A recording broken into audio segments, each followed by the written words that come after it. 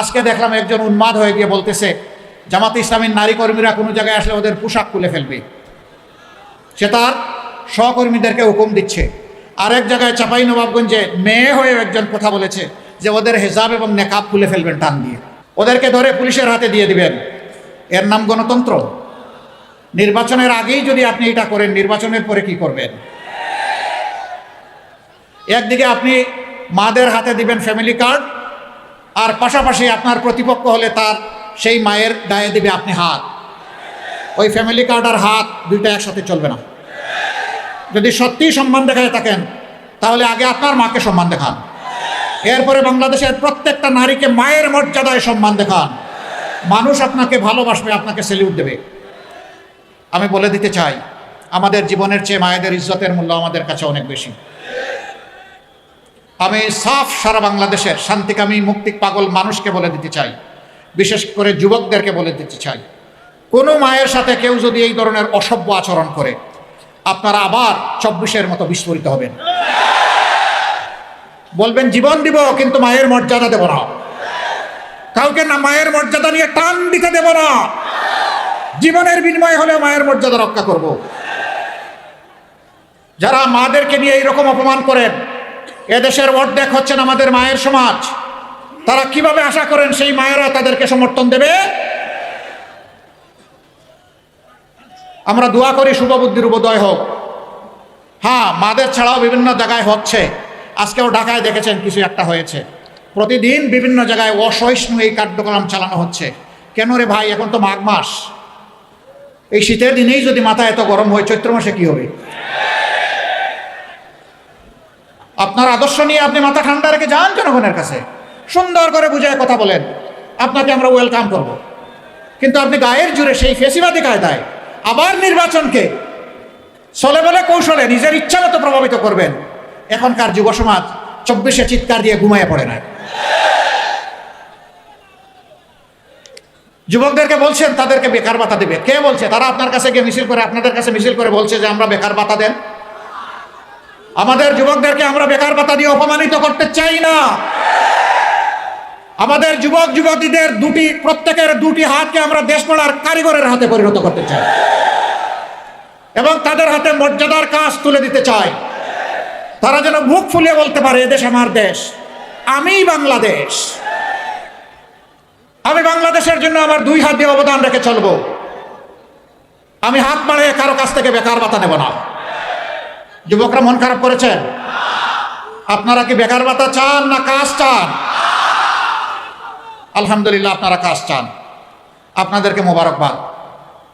সম্মানিত ভাইয়েরা, আল্লাহর রহমতে আপনাদের দোয়া, ভালোবাসা, সমর্থন, ভোটে যদি আমাদের 11 দলীয় এই নির্বাচনী পক্ষের প্রার্থীরা বিজয়ী হয়ে সরকার গঠনের সুযোগ পান, আমরা যে কাজগুলা করতে চাই সেই কাজগুলার কিছু অংশ আজকে বলে আমি বিদায় নেব। সব এখানে বলা সম্ভব না। নাম্বার 1, আমরা সমাজ থেকে দুর্নীতি দূর করব ইনশাআল্লাহ। আমরা দুর্নীতির গাছের পাতা ধরে টানাটানি করব না, আমরা জটটা ধরে টান দিব। দুর্নীতিকে আর বাংলাদেশে সহ্য করা হবে না। 2 নম্বর, যারা অন্যের দ্বারা প্রভাবিত হয়ে মানুষের কাছ থেকে অবৈধ চাঁদা নিয়ে মানুষকে জর্জরিত করে, এমনকি বিভিন্ন জায়গায় দেখি চাঁদা না দিলে দোকান ভাঙচুর, মারধর এগুলোও করে, আমরা আর কাউকে চাঁদা নিতে দেব না। যদি আমরা সেই সুযোগ পাই তাহলে দুর্নীতি যারা করেন আর চাঁদা যারা নেন তাদেরকে আমরা বুকে টেনে নিব, কারণ তারাও আমাদের সন্তান, তারাও এই দেশের নাগরিক। তাদেরকেও প্রশিক্ষিত করে তাদের হাতেও মর্যাদার কাজ তুলে দেব ইনশাআল্লাহ। তারাও সেদিন এই জাতিকে গঠনে, উন্নয়নে ভূমিকা রাখবে এবং গর্বিত হবে। আজকে মাথা নিচু করে চলতে হয়, সেদিন তারা বুক ফুলিয়ে মাথা উঁচু করে চলবে ইনশাআল্লাহ। তাদেরও কোনো চিন্তার কারণ নাই। সমাজ মুক্তি পাবে তাদের নির্যাতন থেকে, আর তারা মুক্তি পাবে লজ্জার হাত থেকে। এরপরে আমরা কি করব? আমরা সমাজের সকলের জন্য নিয়ে বিচার কায়েম করবো ইনশাআল্লাহ। প্রেসিডেন্ট যে বিচার পাবেন, গ্রামের একজন সাধারণ কৃষক একই বিচার পাবেন। যে অপরাধে গ্রামের একজন সাধারণ মানুষকে আইনের আওতায় এনে শাস্তি দেওয়া হবে, একই অপরাধ করলে আইন প্রেসিডেন্টকে ছেড়ে কথা বলবে না। বিচার সমান। এই বিচারে যারা ভয় পায় তারা আমাদের বিরোধিতা করবে। আমরা তাদেরকে ভয় পাই না, আমরা একমাত্র আল্লাহ তাআলাকে ভয় করি। আমাদের তৃতীয় অঙ্গীকার, মানুষের পেটে এবং মুখে ভাত তুলে দেওয়া এটা আমাদের দায়িত্ব, কিন্তু রিজিকের মালিককে আল্লাহ রাব্বুল আলামিন। আমরা আল্লাহ তাআলার কাছে চাইব এবং মানুষের অর্থনৈতিক প্রবৃত্তি অর্জনের জন্য স্বচ্ছতার সাথে দূরদর্শী চিন্তা করব ইনশাআল্লাহ। আগামী 5 বছর পরে বাংলাদেশ কোথায় যাবে, 10 বছর পরে কোথায় যাবে, 50 বছর পরে কোথায় যাবে, এটা জরুর নয় যে জামাতে ইসলামীকেই দেশ শাসন করতে হবে, কিন্তু এটা জরুর যে এই দেশে সুশাসন থাকতে হবে। এই দেশকে যারা ভালোবাসে তাদেরকেই শাসনের দায়িত্ব দিতে হবে। প্রিয় দেশবাসী, আমরা সেই রকম ভিশন নিয়ে, পরিকল্পনা নিয়ে আপনাদের সাথে বসবো, কথা বলবো, ডায়ালগ করব, তারপরে সবাই মিলে বাংলাদেশ গড়ব ইনশাআল্লাহ। ব্যাংক ডাকাত, শেয়ার মার্কেট লুটেরা, তাদের কি হবে? তারা অনেকে পালিয়ে বিদেশে গিয়ে আলিশান বাড়িতে থাকেন। আল্লাহ যদি আমাদেরকে তৌফিক দেন, আমরা ওদের পেটের ভিতরে হাত ঢুকাইয়া জনগণের টাকা বের করে নিয়ে আসবো। যা পারি, যতটুকু পারি, সেই টাকা রাষ্ট্রীয় তহবিলে যোগ হবে, তাই দিয়ে জনগণের উন্নয়ন কর্মকাণ্ড পরিচালিত হবে ইনশাআল্লাহ। এরপরে যদি আল্লাহর মেহেরবানিতে আমরা দায়িত্ব পাই নেই, সেই দিন থেকে আমরা সাফ বার্তা সবাইকে দিয়ে দিব, আগে যা করেছেন করেছেন, এখন উজু গোসল করে ঠিক হয়ে যান। এখন আর এগুলা চলবে না। আগেরটা কি হবে পরে দেখা যাবে, কিন্তু এখনটা করলে আর কেউ রেহাই পাবেন না। এই বার্তা যখন চলে যাবে, আমরা বিশ্বাস করি মাথা যদি ঠিক থাকে শরীর ঠিক হয়ে যাবে। রাজনীতির জায়গাটা স্বচ্ছ হয়ে গেলে গোটা সমাজ স্বচ্ছ হয়ে যাবে ইনশাআল্লাহ। তখন আর কেউ দুঃসাহস দেখাবে না দুর্নীতি করার, অন্য কোনো অপরাধ করার। অপরাধ তো এখান থেকে শুরু হয়, সমস্যা তো গুড়ায়, সমস্যা সমাজের মাথায়। আমরা আবারও বলছি, লেজ ধরে টান দিব না, আমরা কান ধরে টান দিব ইনশাআল্লাহ। যারাই অপরাধ করবে কোনো ছাড় নাই। সম্মানিত ভাইরা, আমাদের সমাজের একটা বিপুল সংখ্যক শিশু, তারা শিক্ষার আলো থেকে একেবারেই বঞ্চিত। তার মা পেটের ভাত যোগান দিতে পারে না, ওরা শিক্ষা দিবে কিভাবে? সে কি দেশের নাগরিক নয়? সরকারের কোনো দায়িত্ব নেই? সেই লোকগুলা যখন শিক্ষা পায় না, অনাদরে, অবহেলায়, অযত্নে বড় হয়, তখন তাদের মনের মধ্যে দ্রোহের আগুন জ্বলে উঠে। আমি কি এই সমাজের কেউ নই? এই সমাজ আমাকে এইরকম অন্ধকারে ফেলে দিল কেন? তার মনে তখন প্রতিরোধ স্পৃহা জাগ্রত হয়, তখন বিভিন্ন ধরনের অপরাধ কর্মকাণ্ডে সে জড়িয়ে পড়ে। এর জন্য আমার ওই অবুঝ শিশুটি দায়ী নয়, এই জন্য দায়ী সমাজ এবং সরকার, যারা তাদেরকে শিক্ষার আলো থেকে বঞ্চিত করেছে। ইনশাআল্লাহ আল্লাহ তাআলা আমাদেরকে দেশ পরিচালনার সুযোগ দিলে আমরা তাদেরকে বুকে তুলে নেব এবং তাদের শিক্ষার ব্যবস্থা করব। তাদের মধ্য থেকে মণিমুক্তা বের হয়ে আসবে, আমরা এটা আশা রাখি। এমনকি তাদের মধ্য থেকে বের হয়ে কেউ এসে আগামী দিনের প্রধানমন্ত্রী হতে পারে। শুধু রাজার ছেলে রাজা হবে, রাজনীতির এই সংস্কৃতি আমরা পাল্টে দিতে চাই। যার যোগ্যতা আছে সেই দেশ পরিচালনার দায়িত্ব পাবে ইনশাআল্লাহ, জনগণের ভালোবাসা এবং সমর্থন নিয়ে। ওই পৈতৃক সূত্রে, জমিদারি সূত্রে রাজনীতি এই দেশের মানুষ আর দেখতে চায় না। সম্মানিত ভাইরা, তারপরে কি করব? এই দেশ বিশ্বের একটা সদস্য দেশ, বিশ্বসভার, সবার সাথে আমাদের চলতে হয়, চলতে হবে, চলতে চাই। সভ্য প্রত্যেকটি দেশকে আমরা বন্ধু হিসাবে পেতে চাই, কিন্তু অতীতে এই বন্ধুত্ব নয়, কিছু কিছু ক্ষেত্রে প্রভুত্ব কায়েম হয়েছিল। আধিপত্যবাদ আমাদের ঘাড়ে চেপে বসেছিল, আমাদের 54 বছরের অনেক সম্ভাবনাকে ধূলিসাৎ করে দিয়েছিল। আগামীতে এই জাতি আর কোনো আধিপত্যবাদ বরদাস্ত করবে না। আমরা সবাইকে বন্ধু হিসাবে পেতে চাই, কাউকেই প্রভু হিসাবে দেখতে চাই না। কেউ যেন আর প্রভুর নাটকে অভিনয় করতে না আসেন। আমরা সবার সাথে ভালো সম্পর্ক, প্রতিবেশীদের সাথে ভালো প্রতিবেশী সম্পর্ক আমরা রক্ষা করব, কিন্তু আমরা চাই আমাদের সাথেও যেন সেই সম্পর্কটা রক্ষা করা হয়। কিছু লোক জাতিকে বিভক্ত করেছে, মুক্তিযুদ্ধের পক্ষ বিপক্ষ, অমুক ধর্ম অমুক ধর্ম, ধর্মে ধর্মে ক্লেশ, চেতনার ক্লেশ, এগুলা লাগাই রেখেছে। আমরা এই সবগুলার কবর রচনা করে একটা ঐক্যবদ্ধ জাতি করতে চাই। হিন্দু, মুসলমান, বৌদ্ধ, খ্রিস্টান সবাই মিলে আমরা একসাথে ফুলের বাগানের গাছগুলার মতো থাকতে চাই, নিরাপদে শান্তিতে থাকতে চাই, সম্মানের সাথে থাকতে চাই। এখানে কারো অপমান আমরা বরদাস্ত করব না।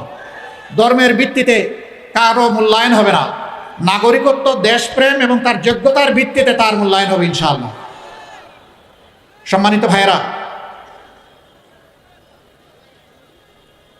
এই বাগেরহাটেরও অনেক সমস্যা আছে, আছে না? আবার অনেক সম্ভাবনাও আছে। যুগ যুগ ধরে বাংলাদেশের বিভিন্ন অঞ্চলকে পিছিয়ে রাখা হয়েছে। 15 সালে আমি শরণখোলায় একটা এলাকায় গিয়েছিলাম, জমিনের আইল দিয়ে চলতে হয়েছে, ভালো একটা রাস্তা নাই, 3 জায়গায় আমরা পড়েই গেলাম, আবার উঠে চলতে থাকলাম। কেন? এই বাগেরহাট কি বাংলাদেশের অংশ নয়?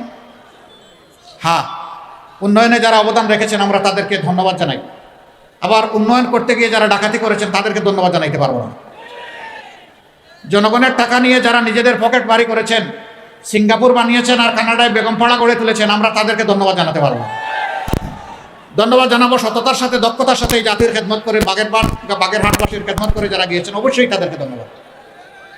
আমরা আপনাদেরকে কথা দিচ্ছি, আমরা সুযোগ পেলে নির্যাতের ভিত্তিতে যে এলাকা সবচেয়ে বেশি বঞ্চিত, ওই এলাকার দিকে ইনশাআল্লাহ আমাদের চোখটি প্রথমে পড়বে ইনশাআল্লাহ। আমরা এটা দেখবো না কোন মন্ত্রী মহোদয় আর প্রেসিডেন্ট সাহেবের বাড়ি কোথায়, আমরা দেখব কোন এলাকার পাওনা সরকারের কাছে সবচেয়ে বেশি, সেই ঋণ সরকারকে পরিশোধ করতে হবে ইনশাআল্লাহ। যদি শুধু সমাজে ইনসাফটা কায়েম করা যায়, দুর্নীতি সহ সব বন্ধ হয়ে যাবে। এই দেশকে জাতিকে পাল্টানোর জন্য 5টা বছর যথেষ্ট। আপনারা কি তা বিশ্বাস করেন? ইনশাআল্লাহ আমরা গভীর আস্থা রাখি এই ব্যাপারে, এবং ইনশাআল্লাহ আল্লাহ তৌফিক দিলে আমরা পারবো ইনশাআল্লাহ। কেন পারবো? যেহেতু আমাদের নিজস্ব কোনো ধান্দাবাজি নাই, আমাদের একটাই ধান্দা, কিভাবে এই জাতির কিছু ভালো করা যায়। আপনাদের সবাইকে অনুরোধ জানাবো, 12 তারিখের 2টি বুথে আপনারা ঐতিহাসিক গুরু দায়িত্ব পালন করবেন ইনশাআল্লাহ। হা বুট মানে হচ্ছে ফেসিবাদ আর ফিরে না আসুক, এক কথা, এইটাই হা বুট। হা মানে আজাদি, না মানে গুলামি। এবার আপনারা বলুন, আজাদি না গুলামি? আজাদি না গুলামি? তাহলে 12 তারিখের প্রথম ভোট হবে ইনশাআল্লাহ। শুধু আমি একা না, আমার মা বাবা ভাই বোন স্ত্রী পুত্র যারাই আছে ভোটার, আপনজন প্রিয়জন এলাকাবাসী, সবাইকে নিয়ে আমরা নতুন বাংলাদেশের পক্ষে দাঁড়িয়ে যাব ইনশাআল্লাহ। মনে রাখবেন, হা জিতলে বাংলাদেশ জিতবে, আর হা হেরে গেলে বাংলাদেশ হেরে যাবে। আমরা বাংলাদেশকে হারাতে দিব না ইনশাআল্লাহ। দ্বিতীয় ভোটটি হবে ন্যায় এবং ইনসাফের পক্ষে। 11 দল যে প্রতীক নিয়ে যেখানে এসেছে, আমরা সবাই এক। এখন আমাদের পরিচয়, আমরা 11 দলীয় নির্বাচনী ঐক্য, আমরা ঐক্যবদ্ধ বাংলাদেশ। আপনারা ঐক্যবদ্ধ বাংলাদেশের পক্ষে থাকবেন? তাহলে সেদিনকার এখন যেমন গণজোয়ার চতুর্দিকে সৃষ্টি হয়েছে ন্যায়ের পক্ষে, ইনসাফের পক্ষে, সেদিন যেন ব্যালটের জোয়ার সৃষ্টি হয় ইনশাআল্লাহ। তবে আপনাদেরকে একটু সাবধান করে যাব, কেউ যদি আকাশ থেকে কালো চিলের রং ধারণ করে কারো ভোট ছু মেরে নিয়ে যেতে চায়, ওর ডানা সহ খুলে ফেলবে। আগের স্লোগান অচল, আমার ভোট আমি দেব, তোমারটাও আমি দেব, এটাও অচল। তোমার ভোট তুমি দাও, আমার ভোট আমি দেব, আমার ভোটে হাত বাড়ালে খবর আছে। সম্মানিত ভাইরা, নিজের এই ভোটের পাহারাদারি করতে হবে, অন্যের ভোটেরও পাহারাদারি করতে হবে। নাগরিকদের পূর্ণ অধিকার, যারে পছন্দ তারে ভোট দেবে, কিন্তু জোর করে আমার পছন্দের বাক্সে ঢুকাবো, এটাকে বুতা করে দিতে হবে।